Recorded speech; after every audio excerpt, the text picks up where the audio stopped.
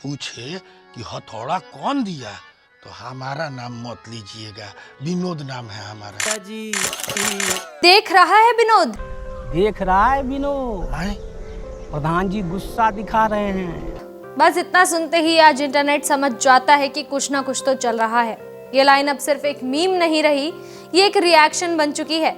लेकिन आज हम मीम्स को ज्यादा नहीं खुरेदेंगे, बस यहीं से कहानी की शुरुआत करेंगे, क्योंकि यही छोटा सा डायलॉग हमें एक बहुत बड़ी कहानी के दरवाजे तक ले जाता है। स्वागत है आपका हमारी नई entertainment series lights camera entertainment में। ये इसका पहला वीडियो है। आप देख रहे हैं भारत अपडेट और मैं हूं इशिका मस्ता।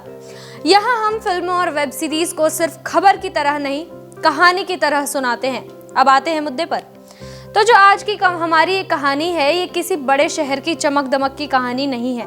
ये कहानी है एक छोटे से गांव की, जहां बातें ऊंची आवाज में नहीं, इशारों में होती है। जहां ड्रामा तेज नहीं चलता, बल्कि धीरे धीरे असर करता है।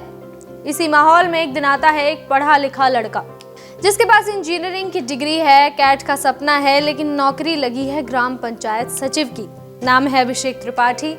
वह नाराज हैं, परेशान हैं और सबसे ज्यादा कंफ्यूज्ड इस बात से हैं कि जिंदगी उसे यहाँ ले ही क्यों आई।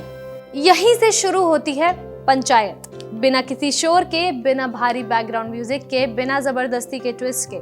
इस कहानी को बनाने वालों ने शुरुआत में ही तय कर लिया था कि वो तेज नहीं चलेंगे, वो इमोशन थोपेंगे नहीं, वो कैरेक्टर्स को बोलने देंगे और कई बार तो चुप भी रहने देंगे।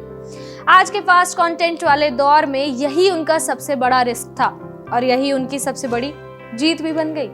अब सवाल उठता है कि ऐसे किरदार को निभाएगा कौन?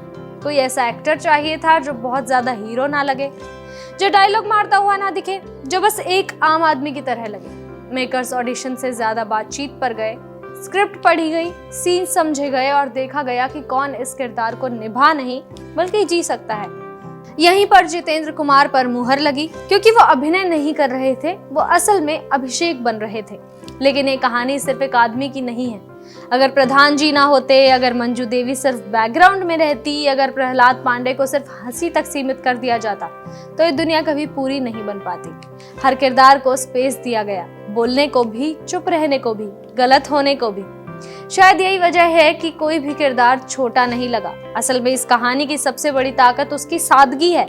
यहाँ कोई साफ साफ विलन नहीं है, यहाँ सिस्टम है।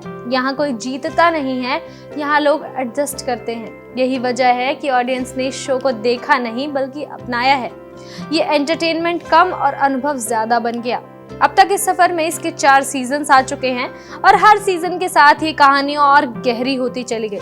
पहले सीजन में जहां एक शहर का लड़का गांव से टकराता है, वहीं दूसरे और तीसरे सीजन में वही लड़का उसी गांव का हिस्सा बनता दिखता है। चौथे सीजन तक आते आते कहानी सिर्फ नौकरी या पोस्टिंग की नहीं रहती, बल्कि सम्मान, रिश्तों और सत्ता की हो जाती है। अब सबसे बड़ा सवाल, 5वां सीजन। हाँ, 5वां सीजन आने वाला है और उम्मीद यही है कि कहानी अब और भी दिलचस्प मोड़ लेगी। अभिषेक के सामने बड़े फैसले होंगे, गांव की राजनीति और तेज हो सकती है, रिश्तों की परीक्षा और कठिन होगी। इस बार सिर्फ ये नहीं देखा जाएगा कि सिस्टम कैसे काम करता है, बल्कि ये भी कि इंसान उस सिस्टम में खुद को कहाँ खड़ा पाता है। नए चेहरे आ सकते हैं, पुराने रिश्तों के मायने बदल सकते हैं, लेकिन जो आत्मा है, जो सादगी है, वो वैसी ही रहने वाली है। और सच कहूं तो मेरी तो ये सीरीज फेवरेट है। सादगी भरी ये सीरीज दिल में जगह बना लेती है। अब सवाल आपसे है, क्या ये आपकी भी फेवरेट है या फिर आपको लगता है कि असली मजा भी आना बाकी है?